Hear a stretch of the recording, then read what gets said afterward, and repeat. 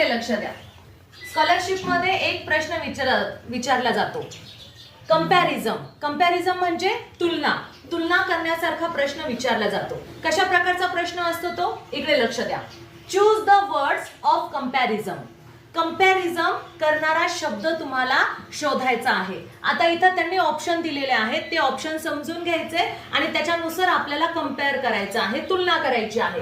पहिलं ऑप्शन काय आहे? As pink as grass. Pink म्हणजे कोणता कलर?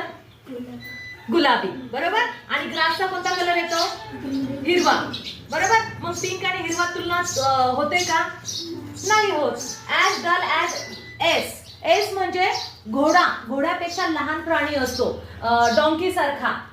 गाढव माहितीये ना तुम्हाला? गाढव हा कसा असतो? एकदम लेझी प्राणी असतो, डल प्राणी असतो, म्हणजे गाढवासारखा डल. तिसरा जो आहे ॲज स्टुपिड ॲज कम्प्युटर म्हणजे कम्प्युटर माहितीये ना तुम्हाला? कम्प्युटर मूर्ख आहे. कम्प्युटर कसा आहे? मूर्ख आहे. कम्पेअर होतं का? लक्षात द्या. चौथा जो आहे option as yellow as apple म्हणजे ऍपल कसं असतं? लाल. आणि इथे काय सांगितलं त्यांनी? ऍपल हा येलो कलरचा आहे. मग या चार ऑप्शन पैकी कुणाची तुलना होती आहे? एकदम बरोबर. 3 ऑप्शन आहे ज्यांची तुलना होत नाही आणि एक ऑप्शन आहे ज्याची तुलना होते. त्यांनी बरोबर सांगितलेलं आहे. गवतासारखं गुलाबी, गाढवासारखं डल, कम्प्युटर सारखा मूर्ख आणि ऍपल सारखा येलो. सांगा बरं कोणतं ऑप्शन बसू शकतं?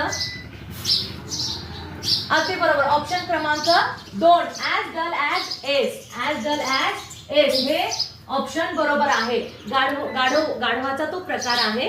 गाढव हा कसा? लेझी आहे. मग तो डल म्हणजे एकदम गळून गेलेला. आणि गळून गेलेला कोण राहतो? एकदम गाढव कसा असतो? लेझी.